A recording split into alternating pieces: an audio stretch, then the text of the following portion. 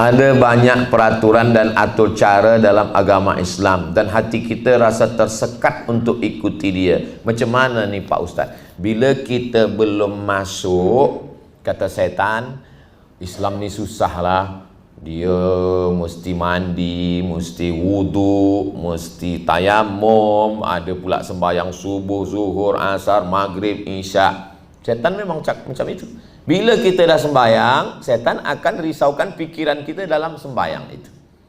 Bila kita dah selesai sembahyang, dia akan tak pernah berhenti. Ini memang kerja setan. Setan belum pension lagi. Ya, jadi memang la atiyannahu min baini aydihim, aku akan datang dari depan, wa min khalfihim, dari belakang, wa an aymanihim, dari kanan, wa an syama'ilihim, dari kiri, alladzi waswisu fi sudurin nas, waswisu, berbisik-bisik. Ini memang udah kerja setan. Kita lawanlah itu. Semua aturan yang ada dalam Islam ini, itu semuanya untuk kita, bukan untuk Allah Subhanahu wa taala. Bersih. Jadi rupa-rupanya orang-orang yang bersih itu, bila dia pergi ke restoran, dia basuh tangan, dia basuh muka. Naik pesawat terbang, dia duduk di kelas eksekutif, tak lama datang pramugari membawa sapu tangan basah yang dengan air suam panas, dia basuh muka. Saya bila dia bagi tuala tu, saya tak basuhkan. Saya tak ke muka saya. Terbayang saya, ini dah ke muka berapa orang. Tapi bukan saya nak suruh puan-tuan ikut saya, pikiran saya saja. Ini bersih. Artinya apa? Rupanya mereka basuh tangan, basuh muka, basuh tangan, basuh muka. Siapa yang mengajarkan basuh tangan, basuh muka? Lebih daripada itu 14 silam. Basuh muka, basuh tangan, kepala, telinga, kaki, lebih lengkap dan sempurna Islam. Jadi nanti mereka setakat sekarang ni baru basuh muka, basuh tangan. Mungkin 100 tahun lagi baru dia kepala, telinga dan kaki. Proses dalam Islam yang luar biasa. Saya jumpa dengan doktor. Kata doktor ni, Ustaz Somad, ini badan kita ni ada lubang. Bila kita nak masukkan makanan, masuk lubang dulu. Bila nak masuk angin, ada lubang kulit. Tapi tulang tak ada lubangnya. Jadi macam mana tulang ni boleh makan? Banyak bergerak. Macam mana kita banyak bergerak? Itulah orang ada maraton, ada exercise, ada macam-macam. Dia berlari, macam-macam. Tapi kita orang Islam, dia bergerak. Tegak, rukuk, sujud. Macam mana tulang leher boleh makan? Qabliyah subuh. Assalamualaikum warahmatullahi wabarakatuh. Assalamualaikum warahmatullahi wabarakatuh. Qabliyah subuh, sembahyang subuh. Qabliyah zuhur, zuhur. Ba'diyah zuhur. Qabliyah asar, asar. Qabliyah maghrib, maghrib. Ba'diyah maghrib. Qabliyah isya, isya. Ba'diyah isya. Tahajud, witir, duha, isyraq, awabin. Sehat walafiat. Jantung kita di bawah, otak kita di atas. Berat darah ni naik dari jantung ke otak sebab dia mendaki ke atas. Maka dibantu dengan sembahyang. Mana kita bersujud, berapa kali kita sujud dari mulai subuh hinggalah malam. Maka saat itu turunlah darah membawa oksigen turun ke otak, maka sehat walafiat. Nanti orang baru sadar, oh ini rupanya hikmah rahsia daripada ajaran Islam membuat orang sehat. Tapi kenapa orang Islam sakit? Sebab dia sujud tak sempat darah tu sampai ke otak. Baru sampai ke tengkuk dia tegak lagi. Kata darah ni, apa ni, serius ni kita ni. Aku belum sampai lagi, kata dia. Jadi rahsia-rahsia semua dalam Islam ni tentang kebersihan, tentang kesihatan. Tapi bukan maknanya kita sembahyang, kita kata aku sembahyang zuhur supaya leher sehat, jantung sehat, kepala sehat. Tidak, kita tetap lillahi ta'ala. Sihatnya itu adalah hadiah daripada Allah Subhanahu wa ta'ala. Memang kita tengok Islam ni banyak betul aturan, tapi bila kita amalkan, itu semuanya kembali kepada kita semua. Islam agama yang amat sangat detail, sampai yang kecil-kecil dia uruskan semuanya. Itu semua untuk kebaikan manusia, sebab ini datang daripada Allah Subhanahu wa taala. Yasin wal Qur'anil Hakim, innaka laminal mursalin ala siratim mustaqim, tanzilal azizir rahim, dari Allah Subhanahu wa taala.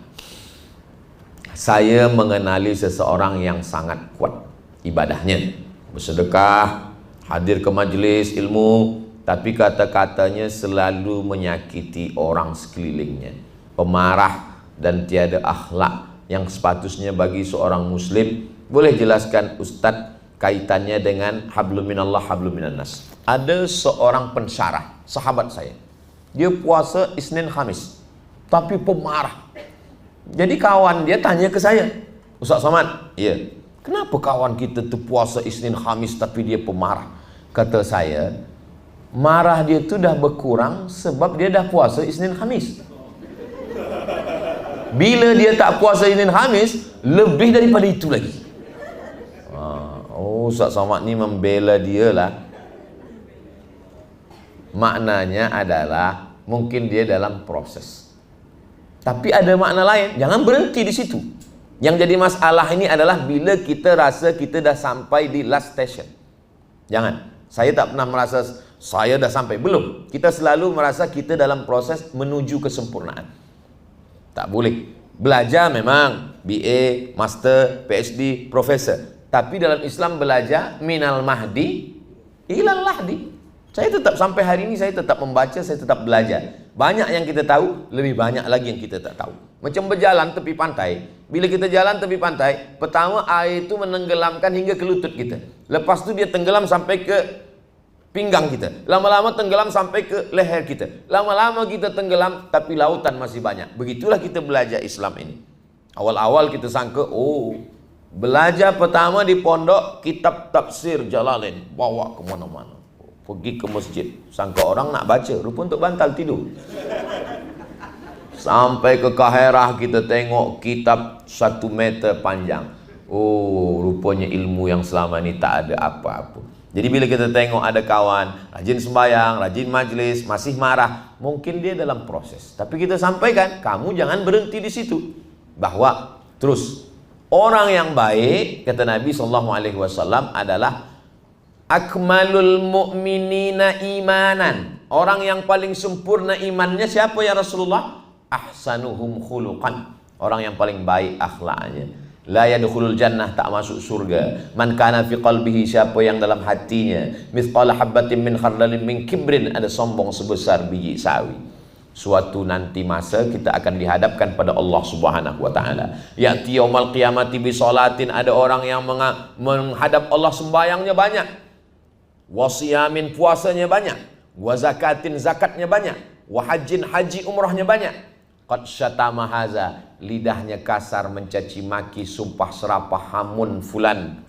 Semua mereka akan datang menuntut kepada dia. Itulah maka saya bila tazkirah selalu saya sampaikan, demikianlah tazkirah ini saya sampaikan. Bila ada kata-kata yang tak berkenan di hati, sudikah puan tuan memaafkan saya? Semua cakap sudi, selesailah saya. Daripada saya cari di padang mahsyar, susah kita nak mencari. Di padang lumut aja susah, pergi padang mahsyar. Semua kita akan berkumpul. Semua umat manusia ini berkumpul. Dari mula Nabi Adam hingga Adam Smith. Semua akan menghadap Allah Subhanahu wa taala. Sekecil apapun akan dihisap di hadapan Allah Subhanahu wa taala.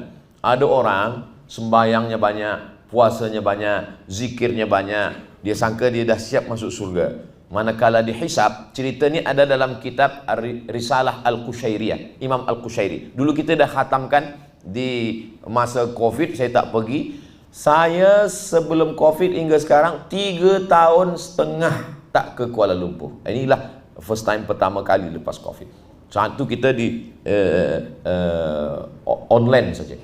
Di dalam kitab tu saya baca, dia banyak sembahyang, banyak puasa, banyak haji, banyak zikir, banyak khatam Quran. Tapi manakala dihisap-hisapnya lama. Sebab apa? Balik kenduri, tersangkut daging di celah gigi. Tak lepas-lepas. Lama lagi sampai rumah. Dia berjalan, dia ambil ujung ranting kayu rumah orang. Dia cucukkan. Alhamdulillah lepas. Rupanya itu yang lama hisap. Ujung ranting, mana ada orang rugi? Kita bukan ujung ranting. Sama buah-buahnya sekali kita ambil. Jangan aniaya orang, jangan makan harta haram, jangan rosakkan hati orang, jangan ambil harta orang, jangan ganggu anak orang, bini orang, kawan orang. Maka insya Allah kita akan selamat. Ibadah ni dua. Ibadah ni dua. Satu action, satu off. Sembayang, action. Tegak, rukuk, sujud. Haji, Tapi ada yang tak ada action sama sekali. Off. Apa dia? Menahan diri. Tak makan harta orang, tak ganggu orang, tak rosakkan orang. Jadi banyak orang menganggap yang namanya ibadah itu adalah puasa, zikir, baca Quran. Ada ibadah yang lebih hebat. Diam, tak mengganggu orang, tak rosakkan hati orang, tak cakap kasar. Tapi jangan lepas tazkirah ni, esok tak ada lagi. Sebab tazkirah Ustaz Somad, laki saya tak sembahyang sunat lagi. Bila ditanya, kenapa tak sembahyang? Cukup diam saja. Tak, maknanya kita tetap sembahyang sunat, kita tetap zikir baca Quran, tapi jangan sampai rosakkan hati orang, kacaukan pikiran orang, sakiti hati orang. La yadkhulul jannata nammamun, tak masuk surga orang yang suka mengadu domba. Mengadu domba, cakap ini bawa kemari, cakap ini bawa kemari, menengok orang berkelahi kita senang. Dulu orang bila nak melaga orang, dia datang ke rumah orang, datang ke rumah ini, datang ke rumah ini. Sekarang tak, dia cukup tulis di grup WhatsApp.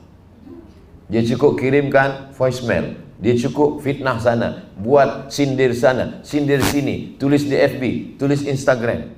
Ustaz Somad olok-olok Instagram, FB. Dia pun ada Instagram? Ada. Yang belum follow lah. Hablum minallah mesti baik, hablum minan nas juga baik. Ada orang yang sembahyang pagi, petang, siang, malam, tapi tak mau tahu, tak tahu dengan jiran. Apa kata Nabi SAW? Laisa bil mu'min. Dia bukan orang beriman. Siapa itu? Yabitu syab'anan, tidur kenyang.